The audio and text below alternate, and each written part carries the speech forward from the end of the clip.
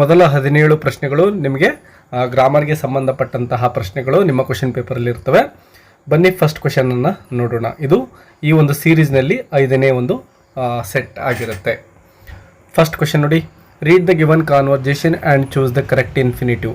ಇನ್ಫಿನಿಟಿವನ್ನು ಕೇಳಿದರೆ ವಿದ್ಯಾರ್ಥಿಗಳೇ, ಇನ್ಫಿನಿಟಿವ್ ಅಂದ ತಕ್ಷಣವೇ ನಿಮಗೆ ನೆನಪು ಬರಬೇಕು ಟು ಪ್ಲಸ್ ವರ್ಬ್ ಅಂತಕ್ಕಂಥದ್ದು.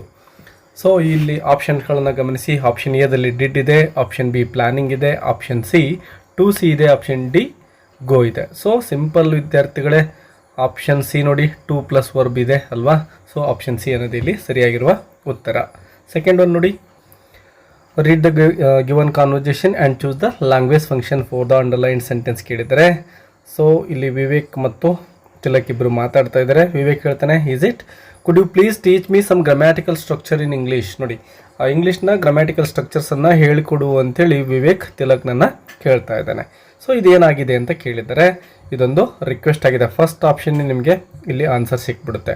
ಯಾವುದೇ ಅಡ್ವೈಸ್ ಅಲ್ಲ, ಯಾವುದೇ ಆಫರಿಂಗ್ ಹೆಲ್ಪ್ ಅಲ್ಲ, ಯಾವುದೇ ಅಕ್ಸೆಪ್ಟಿಂಗ್ ಕೂಡ ಇಲ್ಲಿ ಬರೋದಿಲ್ಲ. So option A is the correct answer. Third one ನೋಡಿ, fill in the blank choosing the suitable modal auxiliary ವರ್ಬನ್ನು ಕೇಳಿದ್ದಾರೆ. Being the citizen of India ಅಂದರೆ ನಾವು ಭಾರತ ದೇಶದ ನಾಗರಿಕರಾಗಿ we dash keep our country clean and tidy. ನಮ್ಮ ದೇಶವನ್ನು ನಾವು ಸ್ವಚ್ಛವಾಗಿ ಇಟ್ಕೋಬೇಕಾಗಿರ್ತಕ್ಕಂಥದ್ದು, ಕ್ಲೀನಾಗಿ ಇಟ್ಕೊಳ್ಬೇಕಾಗಿರ್ತಕ್ಕಂಥದ್ದು ನಮ್ಮೆಲ್ಲರ ಕರ್ತವ್ಯ ಅಲ್ವಾ. ಸೊ ವಿ ಕ್ಯಾನ್ ಇಲ್ಲಿ ಬರೋದಿಲ್ಲ, ವಿ ಮೇನು ಬರೋದಿಲ್ಲ, ವಿ ಮಸ್ಟ್ ಮಾಡಲೇಬೇಕಾದಂತಹ ಕರ್ತವ್ಯ ಆಗಿರೋದ್ರಿಂದ ನಾವು ಇಲ್ಲಿ ಮಸ್ಟನ್ನು ಫಿಲ್ ಮಾಡಬೇಕಾಗುತ್ತೆ. ಫೋರ್ತ್ ನೋಡಿ, read the conversation and fill in the blank with correct if clause choosing from the given alternatives ಅಂತ ಕೇಳಿದ್ದಾರೆ. ಸೊ ಕಂಡೀಷನಲ್ ಸೆಂಟೆನ್ಸ್ಗೆ ಸಂಬಂಧಪಟ್ಟದ್ದು. ಡೈರೆಕ್ಟಾಗಿ ನಾವು ಸೆಂಟೆನ್ಸನ್ನು ನೋಡೋಣ.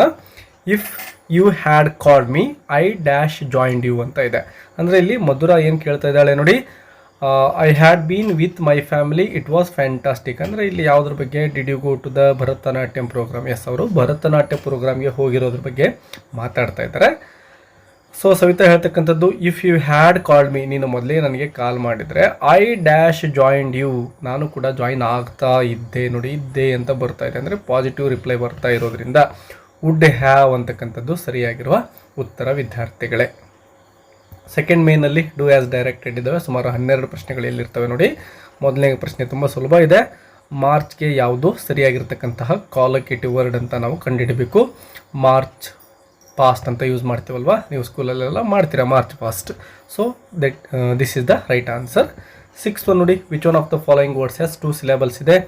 ಆನ್ಸರ್ ನೋಡಿ, ಆನ್ಸರ್ ಇಲ್ಲಿ 2 ಸಿಲೆಬಲ್ ಸಿಗ್ತಾ ಇದೆ. ಹೋಮೋಫೋನ್ ಇಲ್ಲಿ 3 ಸಿಲೆಬಲ್ ಇದೆ. ಸ್ಕೂಲ್ ಒಂದೇ ಸಿಲೆಬಲ್ ಇದೆ. ಯಸ್ಟರ್ಡೇ ಇಲ್ಲಿ 3 ಸಿಲೆಬಲ್ ಇದ್ದಾವೆ. ಸೊ ನಮಗೆ ಬೇಕಾಗಿರೋದು 2 ಸಿಲೆಬಲ್ ವರ್ಡ್. ಸೊ ಆನ್ಸರ್ ಅಂತಕ್ಕಂಥದ್ದೇ ಸರಿಯಾಗಿರುವ ಆಯ್ಕೆ ವಿದ್ಯಾರ್ಥಿಗಳೇ. Seventh one, give one word answer for the following ಅಂತ ಇದೆ. A type of small deer which has large beautiful eyes. Yes ವಿದ್ಯಾರ್ಥಿಗಳೇ, ಒಂದೇ ಒಂದು ವರ್ಡಲ್ಲಿ ಇದನ್ನು ಹೇಳೋದಾದರೆ ನಾವು ಫಾನ್ ಅಂತ ಹೇಳ್ತೇವೆ ವಿದ್ಯಾರ್ಥಿಗಳೇ. ಸರಿಯಾಗಿ ನೆನ್ಪಿಟ್ಕೊಳ್ಳಿ, ಫಾನ್ ಅಂತಕ್ಕಂಥದ್ದು ಸರಿಯಾಗಿರುವ ಉತ್ತರ. ಈ ರೀತಿ ಗಿವ್ ಒನ್ ವರ್ಡ್ ಆನ್ಸರನ್ನು ಬಹಳಷ್ಟು ಸಾರಿ ಎಕ್ಸಾಮಲ್ಲಿ ಕೇಳಿಲ್ಲ, ಬಟ್ 2-3 ವರ್ಷಕ್ಕೊಂದ್ಸರಿ, 4 ವರ್ಷಕ್ಕೊಂದ್ಸರಿ ಬರ್ತಕ್ಕಂಥ ಚಾನ್ಸ್ ಇರುತ್ತೆ. ಹಾಗಾಗಿ ಕೆಲವೊಂದಿಷ್ಟು ಈ ಥರದ ಪ್ರಶ್ನೆಗಳನ್ನು ನೀವು ಕಲ್ತ್ಕೋಬೇಕಾಗತ್ತೆ. 8th ಕ್ವೆಶ್ಚನ್ ನೋಡಿ, fill in the blank with most appropriate homophone given in bracket ಅಂತ ಕೇಳಿದ್ದಾರೆ. ಇಲ್ಲಿ ಹೋಮೋಫೋನ್ ಕೊಟ್ಟಿದ್ದಾರೆ, ಯಾವುದು ಸೂಟೇಬಲ್ ಅಂತ ಕಂಡುಹಿಡಿಬೇಕು. My grandmother knew many tales ಅಂತ ಇದೆ ವಿದ್ಯಾರ್ಥಿಗಳೇ. ನೋಡಿ, ಇಲ್ಲಿ ಟೇಲ್ಸ್ ಅಂದರೆ ಬಾಲ ಅಂತ ಆಗುತ್ತೆ, ಬಟ್ ಇಲ್ಲಿ ಫಸ್ಟ್ ಟೇಲ್ ಏನಿದೆನೋ ಕತೆಗಳು ಅಂತಕ್ಕಂತಹ ಒಂದು ಮೀನಿಂಗನ್ನು ಕೊಡುತ್ತೆ. ಸೊ ಇಲ್ಲಿ ಇದೇ ಸರಿಯಾಗಿರುವ ಉತ್ತರ. 9th one, right the correct question tag ಕೇಳಿದರೆ. ನೋಡಿ ವಿದ್ಯಾರ್ಥಿಗಳೇ, ಮೊದಲಿಗೆಲ್ಲ ನಾವು ಇಷ್ಟು ವಿಡಿಯೋಗಳಲ್ಲಿ ನೋಡಿದಾಗ ಇದನ್ನು MCQ ಅಲ್ಲಿ ಕೇಳಿದ್ದಾರೆ, ಬಟ್ ಇಲ್ಲಿ ಡೈರೆಕ್ಟಾಗಿ ನಾವೇ ಕ್ವೆಶ್ಚನ್ ಟ್ಯಾಗನ್ನು ಫ್ರೇಮ್ ಮಾಡಬೇಕಾಗುತ್ತೆ. ಸೆಂಟೆನ್ಸ್ ನೋಡಿ, Abhinav scored a goal in the football match ಇದೆ. ಪಾಸಿಟಿವ್ ಸ್ಟೇಟ್ಮೆಂಟ್ ಇದೆ ಮತ್ತು ಯಾವುದೇ ಹೆಲ್ಪಿಂಗ್ ವರ್ಬ್ ಇಲ್ಲ ವಿದ್ಯಾರ್ಥಿಗಳೇ. ಬಟ್ ಇಲ್ಲಿರ್ತಕ್ಕಂತಹ ವರ್ಬನ್ನು ಗಮನಿಸಿ, ಸ್ಕೋರ್ಡ್ ಅಂತ ಇದೆ ಅಲ್ವಾ, ಇದರ ಸಹಾಯದಿಂದ ನಾವು ಕ್ವೆಶ್ಚನ್ ಟ್ಯಾಗನ್ನು ಫ್ರೇಮ್ ಮಾಡ್ಬೋದು. ಸ್ಕೋರ್ಡ್ ಅಂತಕ್ಕಂಥದ್ದು ವಿದ್ಯಾರ್ಥಿಗಳೇ ಪಾಸ್ಟ್ ಟೆನ್ಸ್ ಫಾರ್ಮಲ್ಲಿ ಇದೆ. ಸೊ ವರ್ಬ್ ಫಾಸ್ಟ್ ಟೆನ್ಸ್ ಫಾರ್ಮಲ್ಲಿ ಇದೆ ಅಂದರೆ ನಾವು ಕ್ವೆಶ್ಚನ್ ಟ್ಯಾಗ್ ಫ್ರೇಮ್ ಮಾಡಲಿಕ್ಕೆ ಡಿಡ್ ಅಂತಕ್ಕಂಥ ಹೆಲ್ಪಿಂಗ್ ವರ್ಬನ್ನು ತೆಗೆದುಕೊಳ್ಬೇಕು. ಸೊ ನಾವು ಇಲ್ಲಿ ಡಿಡ್ ಅಂತಕ್ಕಂಥದ್ದನ್ನು ಮೊದಲಿಗೆ ಬರ್ಕೊಳ್ಳೋಣ. ಡಿಡ್ ಅಂತ ಆಯಿತು, ಮತ್ತು ಕೊಟ್ಟಿರೋ ಸ್ಟೇಟ್ಮೆಂಟ್ ಪಾಸಿಟಿವ್ ಇದೆ, ಆ ಕಾರಣದಿಂದ ಇಲ್ಲಿ ನಾಟನ್ನು ಸೇರಿಸ್ತೇವೆ. ಡಿಡೆಂಟ್ ಅಂತ ಆಯಿತು ವಿದ್ಯಾರ್ಥಿಗಳೇ. ಮತ್ತು ಅಭಿನವ್ ಸಿಂಗ್ಯುಲರ್ ಹುಡುಗ ಆಗಿದ್ದಾನೆ, ಸೊ ನಾವು ಪ್ರನೌನ್ ಫಾರ್ಮನ್ನು ಹಿ ಅಂತ ತೆಗೆದುಕೊಳ್ತೇವೆ. ಸೊ ಡಿಡೆಂಟ್ ಹಿ ಅನ್ನೋದು ಇಲ್ಲಿ ಸರಿಯಾಗಿರುವ ಕ್ವಶನ್ ಟ್ಯಾಗ್ ಆಗುತ್ತೆ. 10th one, read the following conversation and change the underlined sentence into passive voice ಕೇಳಿದರೆ. ಸೊ ಇಲ್ಲೂ ಅಷ್ಟೇ ಮಲ್ಟಿಪಲ್ ಚಾಯ್ಸ್ ಬೇಸ್ ಕ್ವಶನ್ಸಲ್ಲಿ ಬಂದಿಲ್ಲ, ಇದನ್ನು ನಾವೇನೇ ಪ್ಯಾಸಿವ್ ವಾಯ್ಸಲ್ಲಿ ಬರೀಬೇಕು. ಸೆಂಟೆನ್ಸ್ ನೋಡಿ, ದೇ ಆರ್ ಪ್ಲೇಯಿಂಗ್ ಕಬಡ್ಡಿ ಅಂತ ಇದೆ. ಸೊ ಇದನ್ನು ನಾವು ಸಬ್ಜೆಕ್ಟ್ ವರ್ಬ್ ಆಬ್ಜೆಕ್ಟ್ ಆಗಿ ಡಿವೈಡ್ ಮಾಡ್ಕೊಳ್ಳೋಣ. ದೇ ಅನ್ನೋದು ಸಬ್ಜೆಕ್ಟ್, ಆರ್ ಪ್ಲೇಯಿಂಗ್ ಅನ್ನೋದು ವರ್ಬ್ ಆಗುತ್ತೆ, ಕಬಡ್ಡಿ ಅನ್ನೋದು ಆಬ್ಜೆಕ್ಟ್ ಆಗುತ್ತೆ. ಈಗ ನಾವು ಆಬ್ಜೆಕ್ಟನ್ನು ಸ್ಟಾರ್ಟಿಂಗಲ್ಲಿ ಬರ್ಕೋಬೇಕಲ್ವಾ. ಸೊ ಕಬಡ್ಡಿಯನ್ನು ಸ್ಟಾರ್ಟಿಂಗಲ್ಲಿ ಬರ್ಕೊಳ್ಳೋಣ, ಕಬಡ್ಡಿ ಅಂತ ಆಯಿತು. ಇನ್ನು ಆರ್ ಇರೋದು ಕಬಡ್ಡಿ ನೋಡಿ, ಸಿಂಗ್ಯುಲರ್ ಆಗಿರೋದ್ರಿಂದ ಈಸ್ ಅಂತ ತೆಗೆದುಕೊಳ್ತೇವೆ, ಇಲ್ಲಿ ಆರ್ ಅಂತ ತೆಗೆದುಕೊಳ್ಳೋದಿಲ್ಲ. ಕಬಡ್ಡಿ ಈಸ್ ಆಯಿತು. ಮತ್ತು ವರ್ಬ್ ING ಇದ್ದರೆ ವಿದ್ಯಾರ್ಥಿಗಳೇ ನಾನು ನಿಮಗೆ ಹೇಳ್ಕೊಟ್ಟಿದ್ದೇನೆ, ಬೀಯಿಂಗ್ ಅಂತಕ್ಕಂತಹ ವರ್ಬನ್ನು ಬಳಸಬೇಕು. ಕಬಡ್ಡಿ ಈಸ್ ಬೀಯಿಂಗ್ ಅಂತ ಆಯಿತು.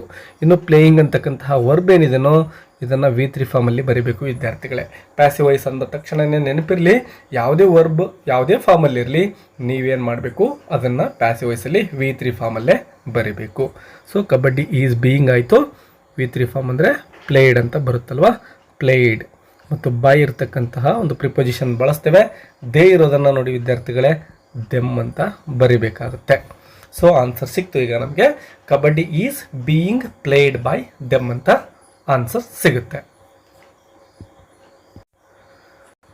ಇನ್ನು 11ನೇ ಪ್ರಶ್ನೆ ನೋಡಿ, frame a question to get the underlined words as answer ಅಂತ ಇದೆ. The religion teaches liberty, equality and fraternity ಅಂತ ಇದೆ. ಸೊ ನಾವು ಈ ಒಂದು ಅಂಡರ್ಲೈನ್ಗೆ WH ವರ್ಡನ್ನು ಫ್ರೇಮ್ ಮಾಡಬೇಕು. ಸೊ ನೋಡಿ, ವಾಟ್ ಅಂತಕ್ಕಂಥದ್ದು ಇಲ್ಲಿ ಸೂಟೇಬಲ್ ಆಗಿರೋ WH ವರ್ಡ್ ಆಗಿರುತ್ತೆ. ಸೊ ವಾಟ್ ಅಂತ ಆಯಿತು. ಇನ್ನು ಟೀಚರ್ಸ್ ಅಂತಕ್ಕಂಥದ್ದನ್ನು ಗಮನಿಸಿ ವಿದ್ಯಾರ್ಥಿಗಳೇ, ಸಿಂಪಲ್ ಪ್ರೆಸೆಂಟ್ ಫಾರ್ಮಲ್ಲಿದೆ. ಸೊ ಈ ರೀತಿ ಸಿಂಪಲ್ ಪ್ರೆಸೆಂಟ್ ಫಾರ್ಮ್ ಇದ್ದರೆ ನಾವು ಡಸ್ ಅನ್ನು ಇಲ್ಲಿ ತೆಗೆದುಕೊಳ್ತಾ ಇದ್ದೇವೆ. ವಾಟ್ ಡಸ್, ದ ರಿಲಿಜನನ್ನು ಇಲ್ಲಿ ನೆಕ್ಸ್ಟ್ ತೆಗೆದುಕೊಳ್ಬೇಕು, ದ ರಿಲಿಜನ್. ಮತ್ತು ಈ ಟೀಚರ್ಸ್ ಅಂತ ಏನಿತ್ತೋ ಇದನ್ನು ನಾವು ಟೀಚ್ ಅಂತ ಬರೀತೇವೆ, ಟೀಚ್ ಮತ್ತು ಕ್ವಶನ್ ಮಾರ್ಕ್. ಇಲ್ಲಿ ಡಸ್ ಇರೋದ್ರಿಂದ ಇದನ್ನು ಟೀಚರ್ಸ್ ಅಂತ ಬರಿಬಾರ್ದು, ಟೀಚ್ ಅಂತ ಬರೀಬೇಕು. What does the religion teach. ಇನ್ನು 12th question, combine the following sentences using too ಅಂತ ಕೇಳಿದ್ದಾರೆ.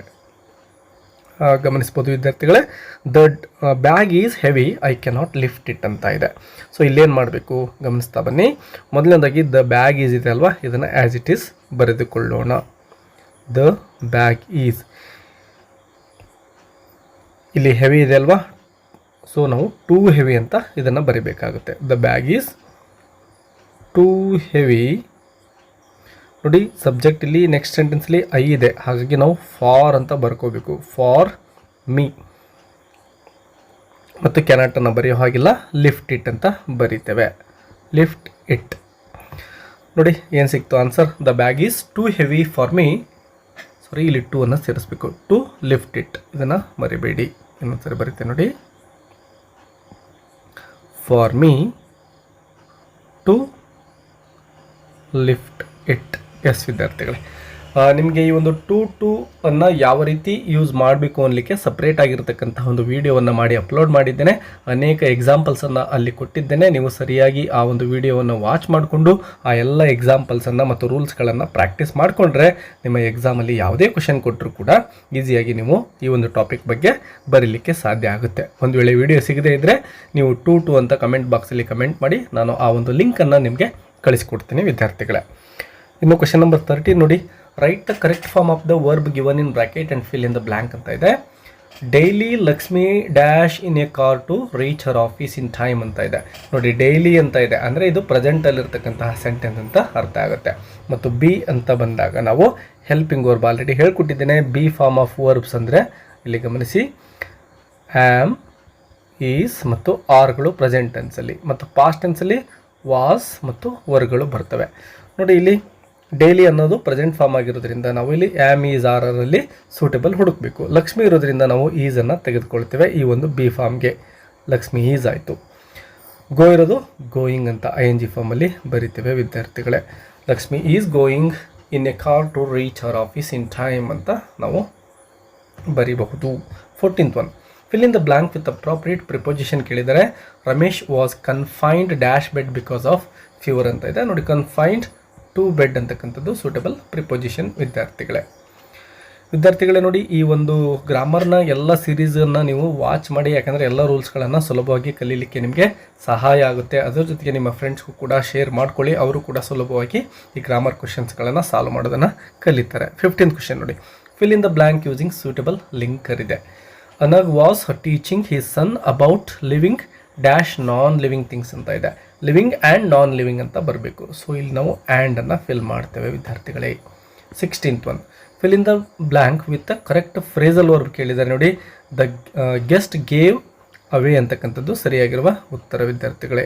Gave away the prizes to the winners ಅಂತಕ್ಕಂಥದ್ದು. ಥರ್ಡ್ ಮೇನಲ್ಲಿ ಆಲ್ರೆಡಿ ನಾವು ಡಿಸ್ಕಷನ್ ಮಾಡಿದ್ದೇವೆ. ಅನೇಕ ಕ್ವಶನ್ಸ್ಗಳನ್ನು 2 ಎರರ್ಸ್ ಇರ್ತವೆ, ಅವುಗಳನ್ನು ಸರಿಪಡಿಸಿ ಆ ಪ್ಯಾರಾಗ್ರಾಫನ್ನು ಮತ್ತೊಂದು ಸರಿ ನಾವು ಆನ್ಸರ್ ಬುಕ್ಲೆಟಲ್ಲಿ ಬರೀಬೇಕು. ಕ್ಲೂವನ್ನು ಇವ್ರು ಕೊಟ್ಟಿರ್ತಾರೆ ನೋಡಿ. ಇಲ್ಲಿ ಆರ್ಟಿಕಲನ್ನು ಕರೆಕ್ಟ್ ಮಾಡಿ ಮತ್ತು ವರ್ಬ್ ಫಾರ್ಮನ್ನು ಕರೆಕ್ಟ್ ಮಾಡಿ ಅಂತ ಕೊಟ್ಟಿದ್ದಾರೆ. ಸೊ ಯಾವುದೆಲ್ಲ ಆರ್ಟಿಕಲ್ ಇದೆ ಮೊದಲಿಗೆ ನೋಡ್ತಾ ಬರೋಣ. ವೆನ್ ಆರ್ಯಭಟ್ಟ, ದ ಫಸ್ಟ್ ಇಲ್ಲೊಂದು ಆರ್ಟಿಕಲ್ ಇದೆ, ಮತ್ತು ಕೊನೆಗೆ ಇಲ್ಲಿ ಗಮನಿಸ್ಬೋದು ಎ ಅಂತಕ್ಕಂಥ 2 ಆರ್ಟಿಕಲ್ಸ್ ಇದ್ದಾವೆ. ಇಲ್ಲಿ ಯಾವುದು ಸರಿಪಡಿಸ್ಬೇಕು ನೋಡಿ.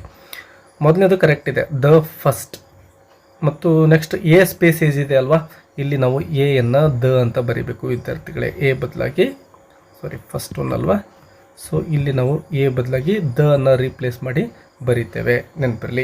ಇನ್ನು ಸೆಕೆಂಡ್ ನೋಡಿ ಏನಿದೆ, verb form to be corrected ಅಂತ ಇದೆ. ಇಲ್ಲಿ ಬಿಲ್ಡನ್ನು ಗಮನಿಸಿ ವಿದ್ಯಾರ್ಥಿಗಳೇ, ಇದು ಪಾಸ್ಟ್ ಟೆನ್ಸಲ್ಲಿ ಬರಬೇಕಾಗಿದೆ. ಯಾಕೆ ನೋಡಿ, ಲಾಂಚ್ಡ್ ಇದೆ, ಎಂಟರ್ಡ್ ಇದೆ, ಎಲ್ಲ ಈ ಒಂದು ಪ್ಯಾರಾಗ್ರಾಫ್ ಕೊಟ್ಟಿರೋದು ಪಾಸ್ಟ್ ಟೆನ್ಸಲ್ಲೇ ಇದೆ. ಈ ವರ್ಬ್ ಮಾತ್ರ ಪ್ರೆಸೆಂಟ್ ಫಾರ್ಮಲ್ಲಿದೆ. ಸೊ ನಾವೇನು ಮಾಡಬೇಕು, ಬಿಲ್ಡ್ ಇರೋದನ್ನು ಬಿಲ್ಟ್ ಅಂತ ಫಾಸ್ಟ್ ಟೆನ್ಸ್ ಫಾರ್ಮಲ್ಲಿ ಬರೀಬೇಕು. ಸೊ ಇದನ್ನು ನೀವು ಬಿಲ್ಡನ್ನು ಬಿಲ್ಟಿಂದ ರೀಪ್ಲೇಸ್ ಮಾಡಿ, ಬಿಲ್ಟ್ ಅಂತ ಮಾಡಿ ನೀವೇನು ಮಾಡಬೇಕು, ಈ ಪ್ಯಾರಾಗ್ರಾಫನ್ನು ಆನ್ಸರ್ ಬುಕ್ಲೆಟಲ್ಲಿ ಬರಿಬೇಕು. Yes dear students, video helpful ಅನಿಸಿದರೆ ಒಂದು ಲೈಕ್ ಕೊಡೋದನ್ನು ಮರಿಬೇಡಿ. ಏನಾದರೂ ಡೌಟ್ಸ್ ಇದ್ದರೆ ಕಮೆಂಟ್ ಬಾಕ್ಸಲ್ಲಿ ನಿಮ್ಮ ಡೌಟ್ಗಳನ್ನು ಸೆಂಡ್ ಮಾಡಿ. I will try to solve all of them. Thank you for watching. Let's meet in next video.